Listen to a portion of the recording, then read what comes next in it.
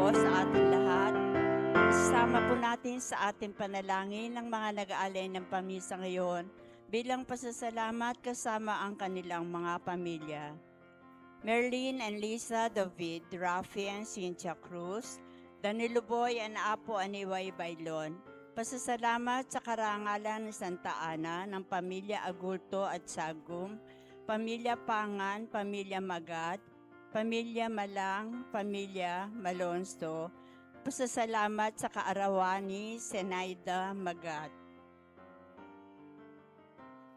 Pasasalamat ni na Almario and Sol Ramirez, Amang and Lani Cruz, Bong and Rose Cruz, Mangulabnan family, Jose Roy and Erlinda Sagum, Cesar and Annalie Mendoza, Willie and Ines Yerbo,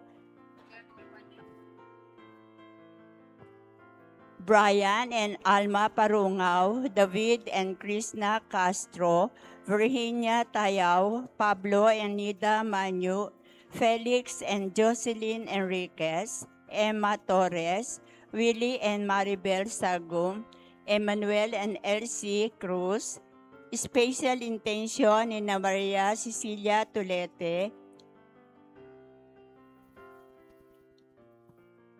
para sa kagalingan ni na Father Rolando Lopez, Father Norman R.C., Victoria Aguas, Angelo Timbol, Victor Laksamana, Sandy Alvarez, Justin May Santos, Mr. and Mrs. Alvin Alcantara, at para sa kaluwalhatian ng kaluluwa ni na Telma, Dong, Aris, Roger, Esther, Sita, Lani, Jose, Primitiva, Magdalena, Jose, Pantaleon, Rosendo, Gloria, Adriano, Daisy, Filomena, Milagros, Oscar, Ruben, Bonifacio, Pope Francis, Father Aris, Father Fer, Father Larry, Father Elmer, Father Diwa, Father Alan, Father Lope, Father Benjamin, Father Paraan, and Father Arnel.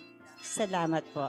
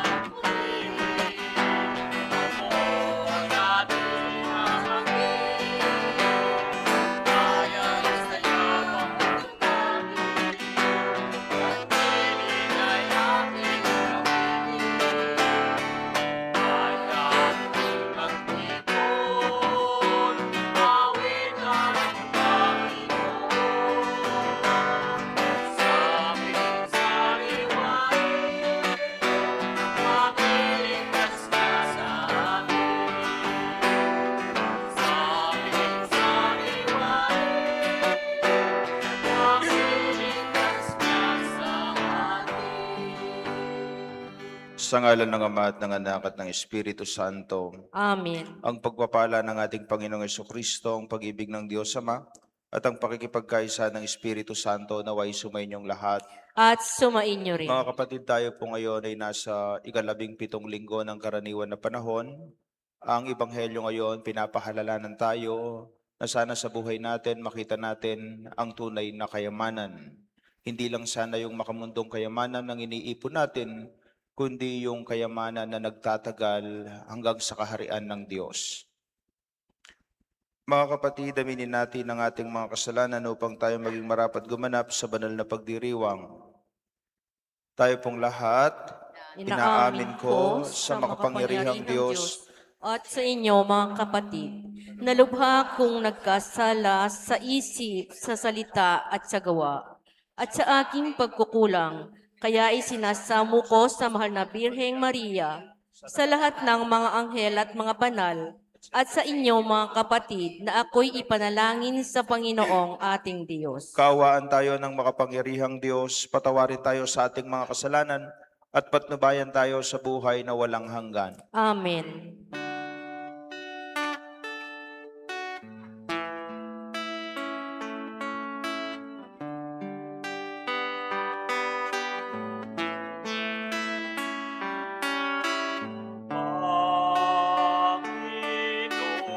Panginoon, kaawaan mo kami.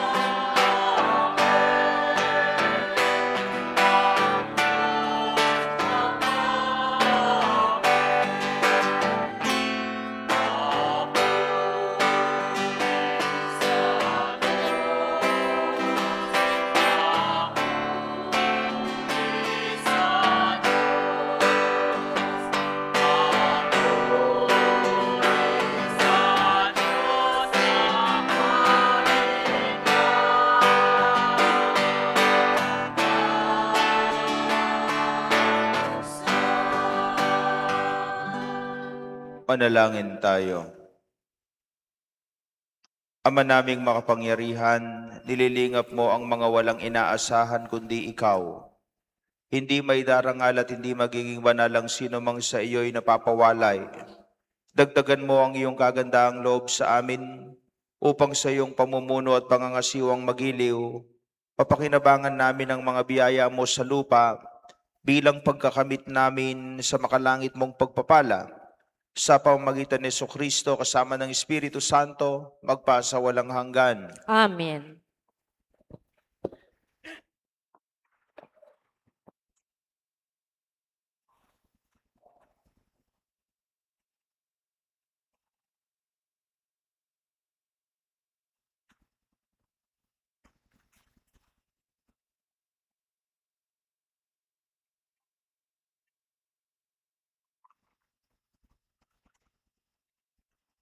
Pagbasa mula sa unang aklat ng mga hari.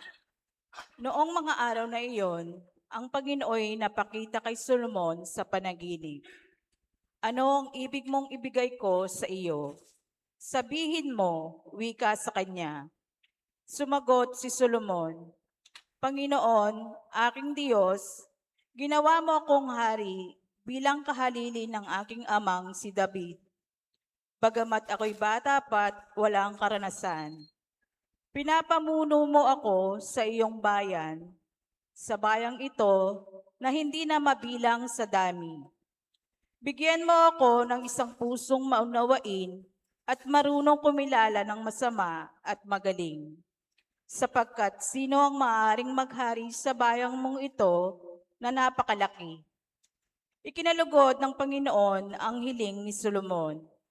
Kaya't sinabi sa kanya, yamang hindi ka humiling para sa iyong sarili ng mahabang buhay o kayamanan o kamatayan ng iyong mga kaaway, kundi ang hiniling mo'y pagkaunawa at katalinuhang humatol. Ipinagkakaloob ko sa iyo ang inihiling mo. Bibigyan kita ng karunungan na walang kapantay, maging sa mga nauna, maging sa mga sumunod pa sa iyo. Ang salita ng Diyos. Salamat sa Diyos. Iniibig ko ng lubos tanang utos mo, Poong Diyos. Iniibig ko ng lubos tanang utos mo, Poong Diyos. Ikaw lamang, Panginoon, ang lahat sa aking buhay. Kaya ako'y nangangakong susundin ang kautusan. Higit pa sa ginto't pilak, itong buong sanlibutan, ang mabuting idudulot ng bigay mong kautusan. Iniibig ko ng lubos tanang utos mo, Poong Diyos. Aliwin mo sana ako niyang pag-ibig mong lubos, kaya't nang binitawang pangako sa iyong lingkod, sa akin ay mahabag ka at ako ay mabubuhay, ang lubos kong kasiyahay nasa iyong kautusan. Iniibig ko ng lubos tanang utos mo, Poong Diyos. Mahigit pa sa kanya kaysa ginto, pag-ibig ko sa iyong aral. Mahigit pa kaysa gintong binuli at dinalisay. Kaya iyang tuntunin mo ang siya kong sinusunod, pagkat ako'y namumuhi sa anumang gawang buktot. Iniibig ko ng lubos tanang utos mo, Poong Diyos. Lubos akong humahanga sa bigay mong mga turo. Iya'y aking iingat at susundin ng buong puso. Ang liwanag ng turo mo'y nagsisilbing isang tanglaw, nagbibigay dunong ito sa wala pang karanasan. Iniibig ko ng lubos tanang utos mo, Poong Diyos.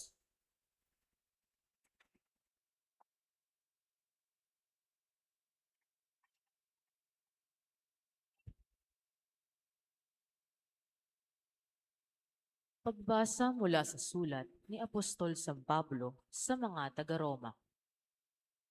Mga kapatid, alam nating sa lahat ng bagay, ang Diyos ay gumagawang kasama ang mga nagmamahal sa Kanya. Ang mga tinatawag ayon sa Kanyang panukala sa kanilang ikabubuti. Sapagkat sa mulat mula pa'y alam na ng Diyos kung sino ang sa Kanya. Ang mga ito'y itinalaga niyang maging tulad ng Kanyang anak. At sa gayon, naging panganay natin siya. At ang mga itinalaga niya noong una pa ay kanyang tinawag. Ang mga tinawag niya ay kanya ring pinawalang sala. At ang kanyang mga pinawalang sala ay kanya namang binigyan ng karangalan. Ang salita ng Diyos. Salamat sa Diyos. Parangalan po natin ang mabuting balita.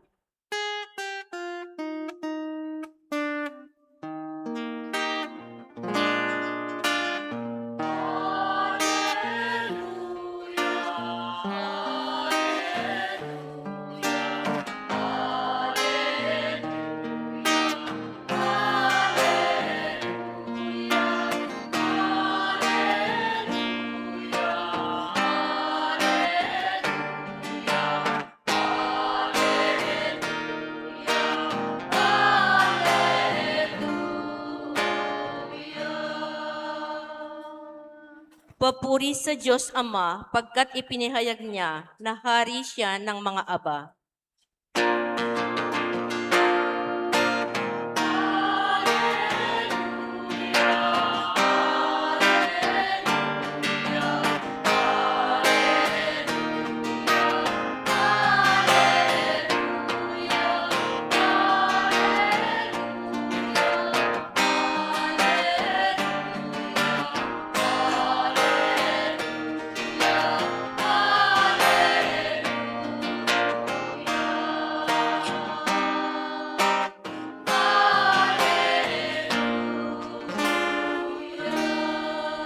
Sumainyo ang Panginoon. At sumairin. Ang mabuting balita ng Panginoon ayon kay San Mateo.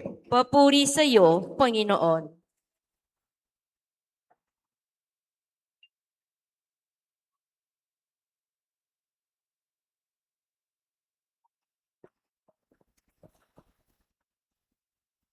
Noong panahong iyon, sinabi ni Jesus sa mga tao, ang paghahari ng Diyos ay katulad ng kayamanang nakabaon sa isang bukid. Nahukay ito ng isang tao at tinabunan uli. Sa laking tuwa siya'y humayo at ipinagbili ang lahat ng ari-arian niya at binili ang bukid na iyon. Gayon din naman, ang paghahari ng Diyos ay katulad nito. May isang mangangalakal na naghahanap ng mamahaling perlas. Nang makakita ng isang perlas na napakahalaga, siya'y humayo at ipinagbili ang lahat ng kanyang ari-arian at binili iyon. Ang paghahari ng Diyos ay katulad din ng isang malaking lambat na inihagi sa dagat at nakahuli ng sari-saring isda. Nang mapuno ay hinila ito sa pangpang at naupo ang mga tao upang pagbukod-bukurin ng mga isda. Tinipon nila sa mga sisidla ng mabubuti, ngunit itinapon ng mga walang kwenta. Gayon din ang mangyayari sa katapusan ng daigdig. Darating ang mga anghel at ihiwalay ang mga makasalanan sa mga banal at ihahagis ang mga makasalanan sa maningas na pugon. Dooy mananangis sila at mangangalit ang kanilang ngipin. Nauunawaan na ba ninyo ang lahat ng ito? Tanong ni Jesus. Opo, sagot nila.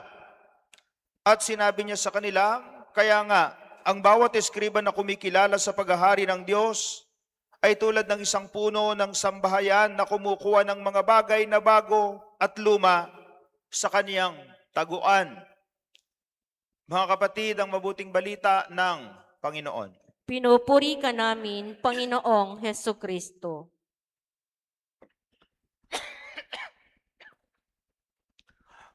Magandang umaga po sa inyong lahat. Pakisabi po sa katabi ninyo, magandang araw, pinagpapala ka araw-araw. Palakpakan po natin ang Panginoon. Sino po dito ang may asawa? Magtaas ng kamay.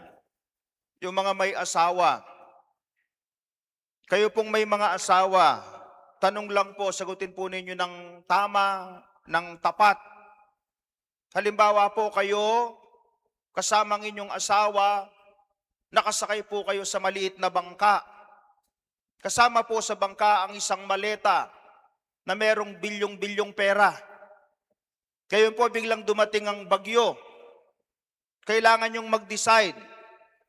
Meron dapat mabawas sa bangka. Meron dapat kayong itapon sa dagat. Sa mga may asawa, tanong, sino pong itatapon ninyo? Ang asawa ninyo o ang maletang may bilyon-bilyon na pera? Kayo po, sister, sinong itatapon ninyo? Pera po. Pera, talaga ba? Kayo po, Nay, sinong itatapon ninyo? Pera po. Pera ba, talaga? Kayo po, sister? Yun din pong pera. Yung pera? Pero kanina, iba-iba yung sagot. May narinig akong asawa. Sa chapel, may sumagot, asawa daw, para mawawala daw ang problema. Ang maleta kasi yung solusyon sa problema. Pero napansin po ninyo, iba-iba yung sagot ninyo. Dahil kapag alam mo ang bagay, parehong mahalaga, mahihirapan kang magdesisyon at magpasya. Pero ang sabi nila, kapag alam mo kung sino o ano ang pinakamahalaga, madali sa iyo ang magpasya. Ganyan din po ang nangyari dun sa nasunugan. Meron daw pong isang bahay na sunog, natupok ang lahat. Dumating ang reporter, in-interview yung tatay. Ang tanong ng reporter sa tatay, sino po ang una niyong sinagip sa sunog? Ang sabi ng tatay, ang una ko pong sinagip, hindi yung pera namin, hindi yung alahas namin, hindi yung kayamanan namin. Ang una po naming sinagip, ang bunsong anak namin. At ang sabi pa ng tatay, kapag alam mo kung sino yung pinakamahalaga, madali sa iyo ang magdesisyon at magpasya. Amen. At marahil yan din po ang pinapaalala sa atin ng Ebanghelyo. Dahil sa Ebanghelyo, inilalarawan ng Panginoong Hesukristo kung ano ang kaharian ng Diyos. At base sa paglalarawan ng Panginoong Hesukristo, kung magkakaroon tayo ng pinakamahalagang kayamanan, walang iba kundi ang kaharian ng Diyos. Walang iba kundi ang relasyon natin sa Diyos. Kaya nga po sa Ebanghelyo, kung narinig natin ang mga talinghaga, ang unang talinghaga, meron daw pong isang taong naguhukay sa lupa. At nung nakita niya ang pinakamahalagang kayamanan, anong ginawa niya? Tinabunan niyang muli ang lupa. Umuwi sa kanila, ibinenta ang lahat ng meron siya para mabili ang lupa kung nasaan ang kayamanan. Hindi po niya gagawing ibebenta ang lahat kung hindi niya nakita na pinakamahalaga ang kayamanan na natagpuan niya dun sa lupang iyon. Ang pangalawa naman pong talinghaga, meron daw pong isang mangangalakal na tagpuan niya ang pinakamagandang perlas. Nung nakita niya ang pinakamagandang perlas, anong ginawa niya? Ibinenta niya ang lahat para lang makuha ang pinakamagandang perlas. Katulad ng nauna, hindi niya gagawin yon kung hindi niya nakita at natagpuan ang pinakamagandang kayamanan sa buhay niya. Mga kapatid, ganun po ang kaharian ng Diyos. Walang katumbas, walang kasing halaga. Kaya nga sa buhay natin, kung magkakaroon po tayo ng pinakadakilang kayamanan, walang iba kundi ang kaharian ng Diyos. Walang iba kundi ang relasyon natin sa Diyos. At bakit po natin kailangang gawing pinakamahalagang kayamanan ng kaharian ng Diyos? Simple lamang po, dahil lang paraan ng pagtingin natin sa Diyos, yun po ang magpapasya sa atin kung paano po tayo mamumuhay sa ating sarili. Dahil po alam ko naman, kapag nakikita nating pinakamahalaga ang Diyos, napakadali po nating isuko ang lahat ng bagay. Dahil alam mo wala nang mas hihigit pa sa Kanya. At yan din po ang sinasabi ng mga pagbasa ngayon. Dahil kung narinig po natin ang unang pagbasa, si Haring Solomon, meron na po siyang pagkakataon na hilingin ang lahat sa Panginoon. Pero alam po ninyo, si Haring Solomon, kahit nandyan na yung pagkakataon na pwede niyang hilingin ang lahat sa Panginoon, hindi po siya humingi ng pera, hindi po siya humingi ng kayamanan, hindi po siya humingi ng kapangyarihan. Ano po ang hiningi ni Haring Solomon? Karunungan na nanggagaling sa Diyos. Pusong marunong umunawa sa taong mga pinaglilingkuran niya.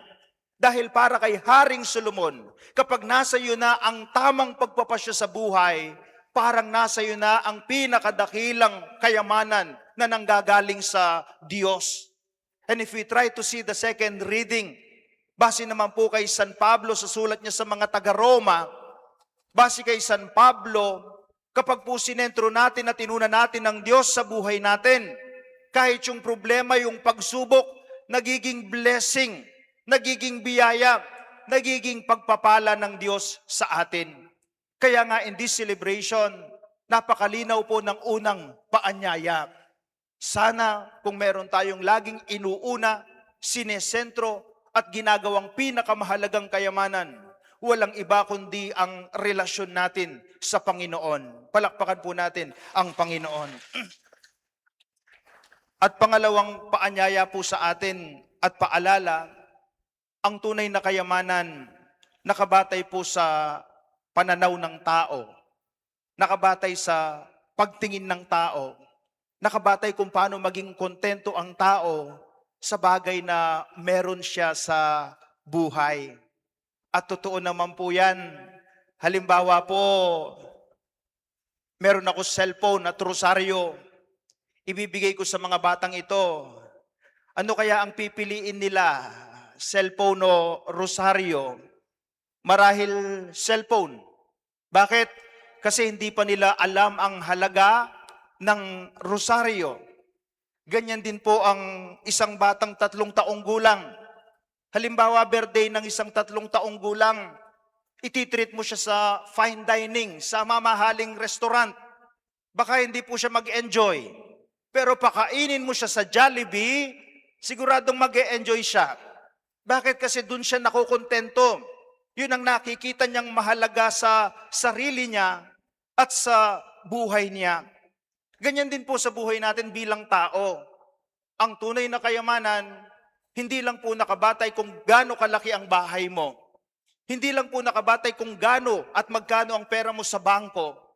Hindi lang nakabatay kung gaano kagara ang mga sasakyan mo.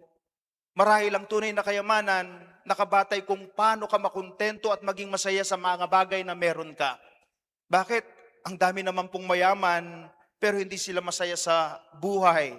Kaya nga merong issue sa flood control, mayaman na po ang mga yan, pero hindi pa rin sila nagiging masaya, hindi pa rin sila nagiging kontento sa meron sila, kaya nagkakaroon ng korupsyon sa gobyerno.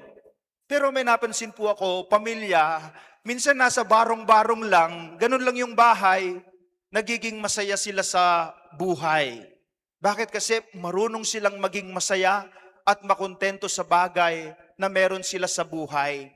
And I think that is also the second invitation of the gospel to us. Kung gusto mong maging maligaya, kung gusto mong maging masaya sa buhay, sana anuman ang meron ka, makontento ka. Anuman ang meron ka, magpasalamat ka sa Panginoon. At pakiusap para maging masaya ka sa buhay, huwag mo laging ikumpara ang buhay mo sa buhay ng iba. Dahil kung lagi nating tinitignan kung ano ang meron ng iba, baka ma-disappoint tayo, baka ma-frustrate tayo, baka maging malungkot tayo sa buhay natin. Pero kung sa buhay mo, laging bukas ang iyong mata, bukas ang iyong puso, at lagi mong nakikita ang pagpapala ng Diyos sa iyo, yun ang tunay na kayamanan na pwedeng magbigay ng tunay na ligaya at tunay na saya sa iyo. At sana gaano man kakaunti ang biyaya, gaano man kalitang biyaya, magpasalamat ka sa Kanya. Dahil lahat ng meron tayo sa buhay nanggagaling sa Panginoon. Palakpakan po natin ang Panginoon. At mga kapatid, ang kayamanan marahil hindi lang po yung malaking bahay, magarang sasakyan, maraming pera. Huwag po nating kalimutan ang tunay na kayamanan. Pwedeng ang ating pamilya, pwedeng ang ating kapwa. Sana po buksan po natin ang ating sarili, ang ating mga mata para ma-realize natin na dito sa lupa, ang tunay na kayamanan ay yung magandang relasyon natin sa Panginoon at ang magandang relasyon natin sa ating kapwa. Naalala ko po yung isang negosyante, meron daw pong negosyante at dahil sa negosyante siya, ang focus niya kung paano magkaroon ng pera, kung paano mag-ipon ng kayamanan at material na bagay dito sa lupa. Pero alam po ninyo, nung ang negosyante nagkaroon po ng sakit, ito lang po ang sinabi niya sa anak niya. Akala ko dati ang pinakamahalagang bagay, yung material na bagay na iniipon ko, yung pera na meron ako. Ngayong may sakit na ako at malapit na akong mamatay, ang hiling ko lang sa Diyos, sana bigyan pa ako ng buhay para mapagsilbihan ko ang Diyos at makasama ko pa kayo. Mga kapatid, sana habang nandyan po yung mga mahal natin sa buhay, pahalagahan natin sila. Dahil sila ang tunay na kayamanan na ipinagkaloob ng Diyos sa atin. At pakatandaan po natin, marahil kapag tayo nakaharap na sa Panginoon, di naman po siguro itatanong ng Panginoon, magkano ang naipon mo sa mundo. Baka ang itatanong sa Panginoon, paano mo ako minahal sa pamamagitan ng pagmamahal sa kapwa mo, magpa sa walang hanggan. Amen. Magsitayo po tayong lahat. Sumasampalataya ako Sa Diyos samang makapangyarihan sa lahat, na may gawa ng langit at lupa. Sumasampalataya ako kay Hesukristo, iisang anak ng Diyos, Panginoon nating lahat. Nagkatawang tao siya, lalang ng Espiritu Santo, ipinanganak ni Santa Mariang Birhen, pinagpakasakit ni Poncio Pilato, ipinako sa krus, namatay, inilibing. Nanaog sa kinaroroonan ng mga yumao, na may ikatlong araw na buhay na maguli. Umakyat sa langit, naluluklok sa kanan ng Diyos, amang makapangyarihan sa lahat. Doon magmumulat paririto at huhukom sa nangabubuhay at nangamatay na tao. Sumasampalataya naman ako sa Diyos Espiritu Santo, sa banal na simbahang katolika, sa kasamahan ng mga banal, sa kapatawaran ng mga kasalanan, sa pagkabuhay na muli ng nangamatay na tao, at sa buhay na walang hanggan. Amen. Mga kapatid, lubos tayong minamahal ng Diyos, kaya ibinigay niya ang kanyang anak para sa atin. Nagtitiwala sa kanyang pag-ibig, itulog natin sa kanya ang ating mga panalangin at sambitin. Panginoon, dinggin mo ang aming panalangin. Panginoon, dinggin mo ang aming panalangin.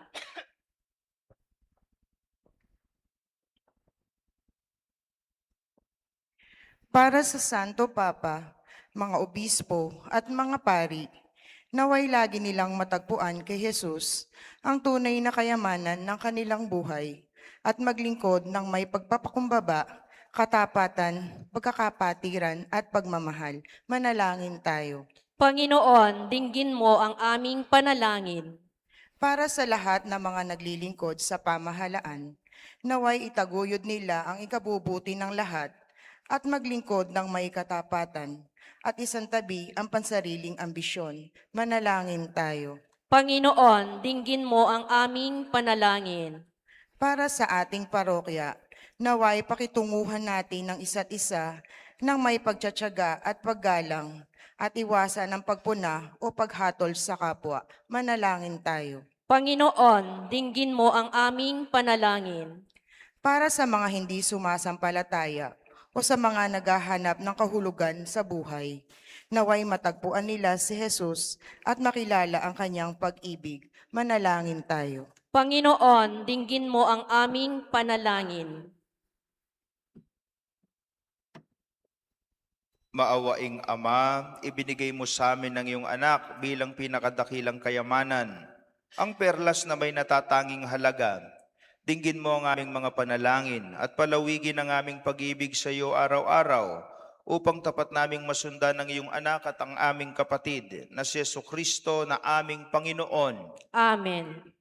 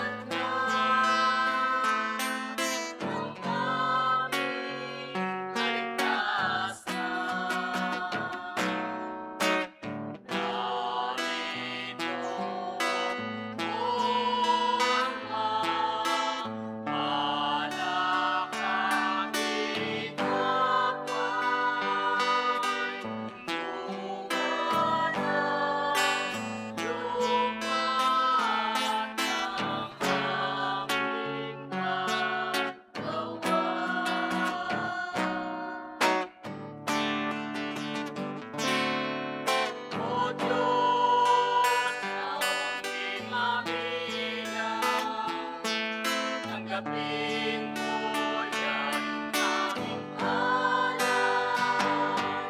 Gawing ngalanan at kapatay, muling pagkabuhay ni Jesucristo.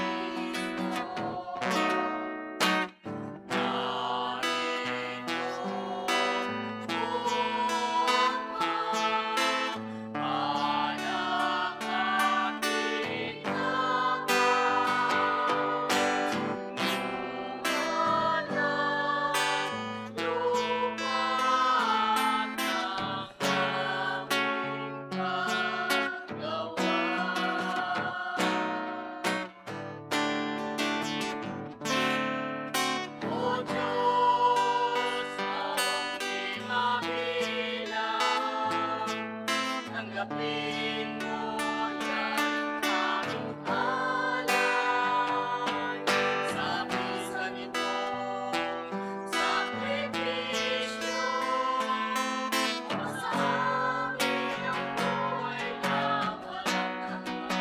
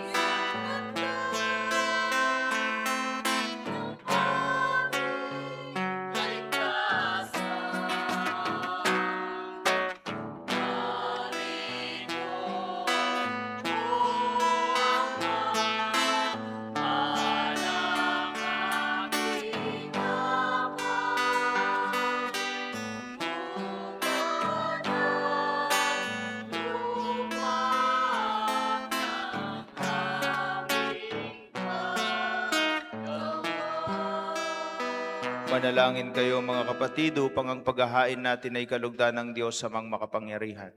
Tanggapin nawa ng Panginoon itong paghahain sa iyong makamay sa kapurihan niya at karangalan at sa ating kapakinabangan at sa buong sambayanan niyang banal. Ama naming lumikha, tanggapin mo ang mga alay na sa iyo rin nagmula at ngayon aming inihahanda sa iyong dambana upang sa aming ginaganap na pagdiriwang ang iyong paglingap ay magtaguyod sa tanan at magpabanal sa aming pamumuhay sa kasalukuyan at mag-akay sa amin sa ligayang walang katapusan sa pamagitan ni Jesucristo kasama ng Espiritu Santo magpasa walang hanggan. Amen. Sumainyo ang Panginoon. At sumaiyo rin. Itaas sa Diyos ang inyong puso at diwa. Tinaas na namin sa Panginoon. Pasalamatan natin ang Panginoong ating Diyos. Marapat na siya ay Ama pasalamatan. naming makapangyarihan, tunay ngang marapat na ikaw ay aming pasalamatan. Kahit na ikaw ay pinagtaksila ng sangkatauhan, ikaw ay patuloy pa rin sa iyong pagmamahal. Ikaw na ang nagpuno sa aming pagkukulang. Ikaw pa rin ang nagsugo ng tutubos sa tanan. Ang sugo mong anak ay naging di na iba sa amin, bagamat di niya tinularan ang aming pagkasumayin. Bagamat niloob nito upang mapalas sa aming pagkatao ang giliw mong anak. At kami tunghayan mong may pag-ibig na tulad ng pagtatangi mo sa kanya ng higit sa lahat. Ang katapatan niya sa iyong walang maliw ay nagpanumbalik na muli sa amin ng iyong kasiyahat ng iyong pagtingin na aming iwinaksinong ikaw ay aming suwain. Kaya, kaisa ng mga anghel na nagsisiyawit ng papuri sa iyo ng walang humpay sa kalangitan, kami nagbubunyi sa iyong kadakilaan.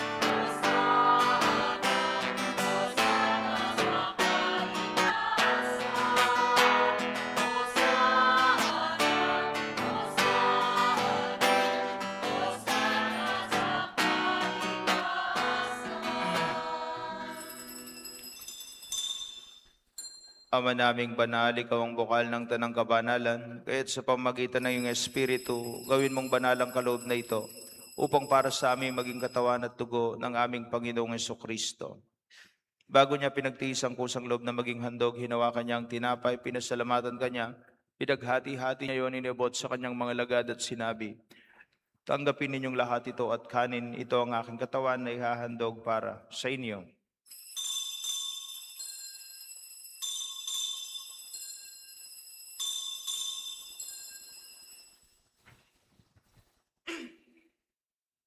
Gayon din naman nung matapos ang hapunan, hinawakan niya ang kalis, muli kanyang pinasalamatan, iniabot niya ang kalis sa kanyang mga lagad at sinabi, tanggapin ninyong lahat ito at inumin. Ito ang kalis ng aking dugo, ng bago at walang hanggang tipan. Ang aking dugo na ibubuhos para sa inyo at para sa lahat sa ikapagpapatawad ng mga kasalanan. Gawin ninyo ito sa pag-alala sa akin.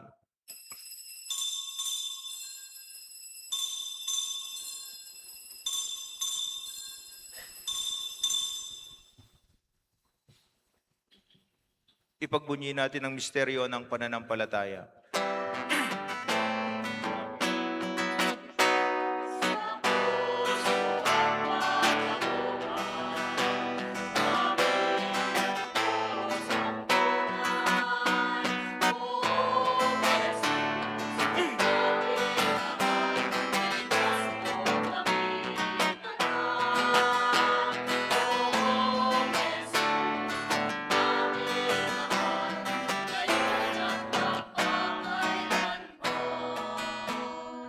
Ama, ginagawa namin ngayon ang pag-alala sa pagkamatay at muling pagkabuhay ng iyong anak, kaya tinialay namin sa iyong tinapay na nagbibigay buhay at ang kalis na nagkakalob ng kaligtasan.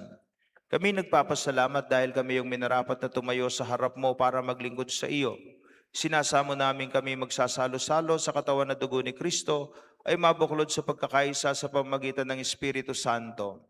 Ama, lingapin mo ang iyong simbahang laganap sa buong daigdig. Puspusin mo kami sa pag-ibig kay San Leon na aming Papa, ni Florentino na aming Obispo at ng Tanang Kaparian. Alalahanin mo rin ang mga kapatid naming nahimlay ng may pag-asang sila'y muling mabubuhay. Gayon din ang lahat ng mga pumanaw. Kaawaan mo sila't patuloyin sa iyong kaliwanagan. Kaawaan mo at pagindapatin kaming lahat na makasalo sa iyong buhay na walang wakas.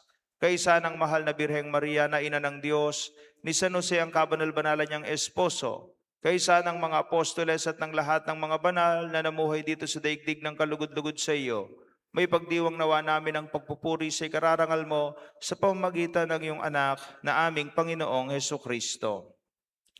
Sa pamamagitan ni Kristo kasama niya at sa Kanya, ang lahat ng parangal at papuri ay sa iyo, Diyos amang makapangyarihan, kasama ng Espiritu Santo, magpasawalang hanggan.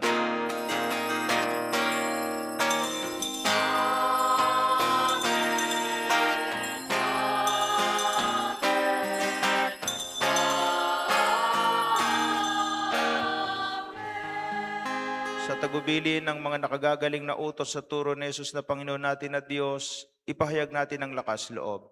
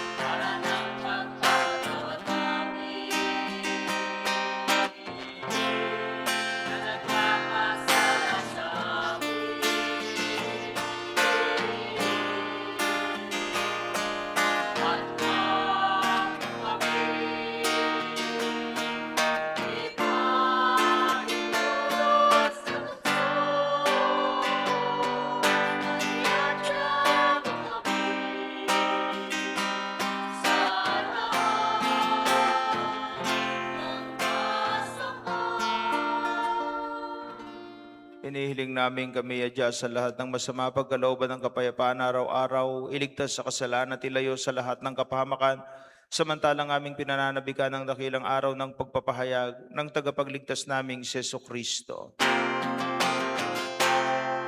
Sapagkat sa'yo nagmumula ang kaharian at kapangyarihan at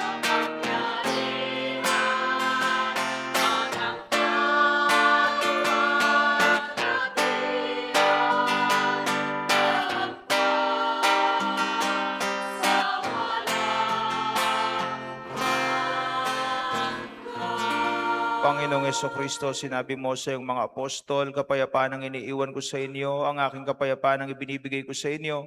Tungayan mo ang aming pananampalataya at huwag ang aming pagkakasala. Pagkalooban mo kami ng kapayapaan at pagkakaisa ayon sa iyong kalooban, kasama ng Espiritu Santo, magpasa walang hanggan. Amen. Ang kapayapaan ng Panginoon ay lagi nawang sumainyo. At sumayo rin. Magbigayan po tayo ng kapayapaan sa isa't isa. Peace be with you.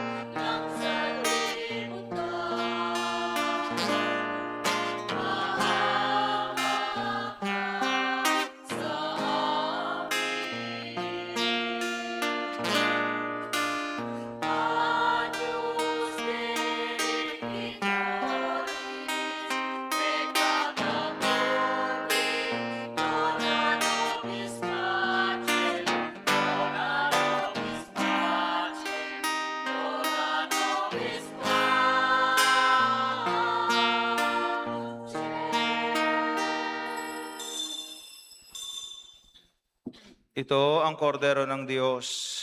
Ito ang nag-aalis ng kasalanan ng sanlibutan. Mapalad ang mga inaanyayahan sa kanyang piging. Panginoon, hindi ako karapat-dapat na magpatuloy sa iyo, ngunit sa isang salita mo lamang ay gagaling na ako. Katawan at dugo ni Kristo, dalinawa tayo sa buhay na walang hanggan. Amen.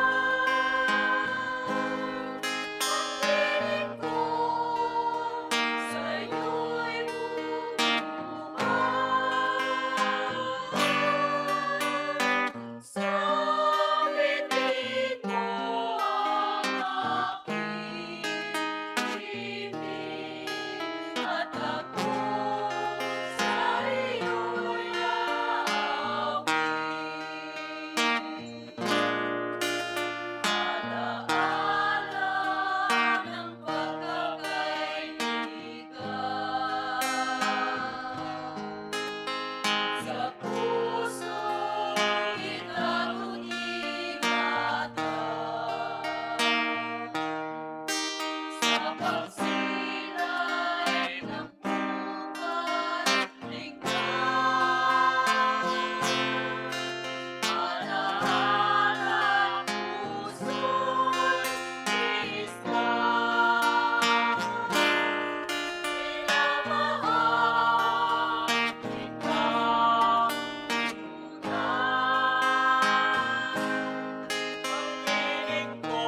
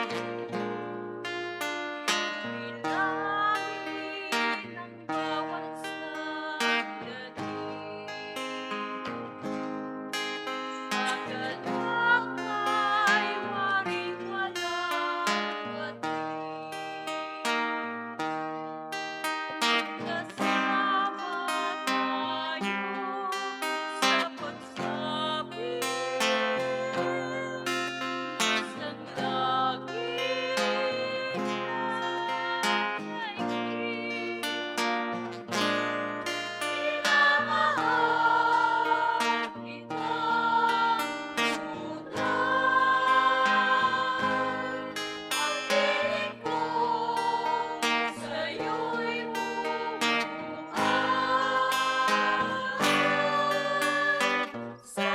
Sambitin mo ang aking ibig at ako sa'yo'y aawin.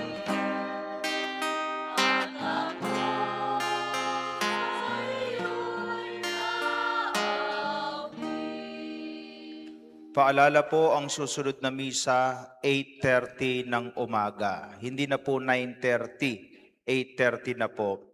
At magkakaroon po tayo ng second collection bilang tulong para sa Piyestang Aparisyon sa susunod na linggo.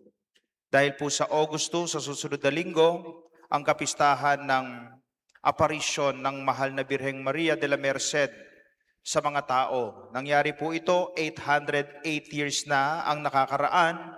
Pero ang pagdiriwang po ng kapistahan na ito ay ika-24th Piyestang Aparisyon pa lang po sa ating parokya.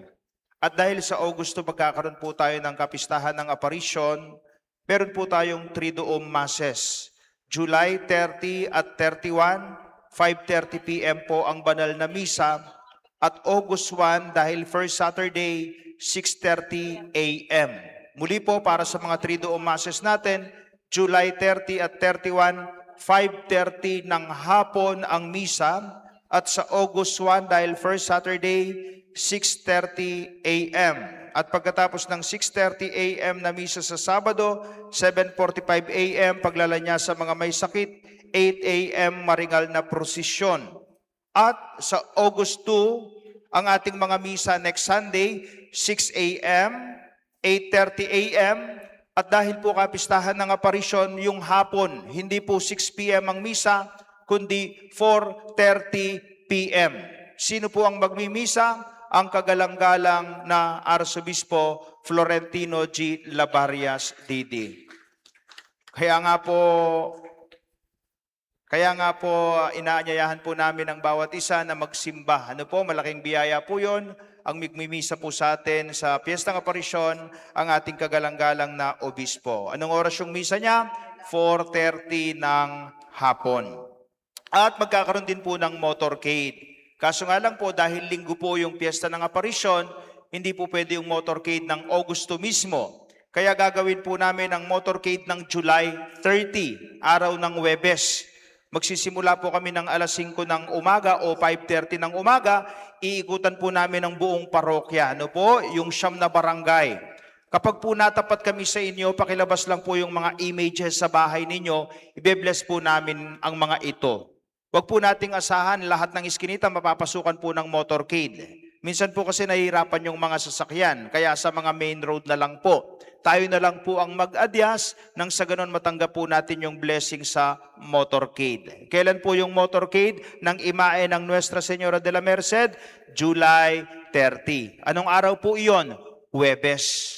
Magsisimula kami ng 5:30 ng umaga, paikot po. Tansya-tansya na lang po sa oras. And then yung afternoon, 5:30 p.m., yun naman po ang unang araw ng ating Triduum para sa kapistahan ng Aparisyon. Ipopost po ang schedule sa ating Facebook page. Makisa po tayo sa mga pagdiriwang. Sa mga nagbigay sa second collection, palakpakan po ninyo ang sarili ninyo.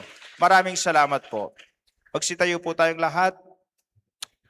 Manalangin tayo, Ama naming mapagmahal, pinagsaluhan namin sa banal na pakikinabang ang alaalang walang kupas ng iyong anak na nag-alay ng sarili niyang buhay para sa aming kaligtasan. Ipagkaloob mong ito ay magdulot ng pagunlad sa ipinamana niya sa aming pagliligtas bilang tagapamagitan kasama ng Espiritu Santo magpasa walang hanggan. Amen. Pakatandaan po natin ang tunay na kayamanan, hindi ang malaking bahay, magarang sasakyan, maraming pera sa bangko. Ang tunay na kayamanan walang iba kundi ang magandang relasyon natin sa Panginoon at magandang relasyon natin sa ating kapwa. Amen. Amen. Muli, sa mga may asawa, tanong, sino ang itatapon ninyo? Ang asawa ninyo o ang maletang may bilyon na halaga? Maleta. Nagkalito-lito na. Huwag ninyong itapon ang asawa ninyo.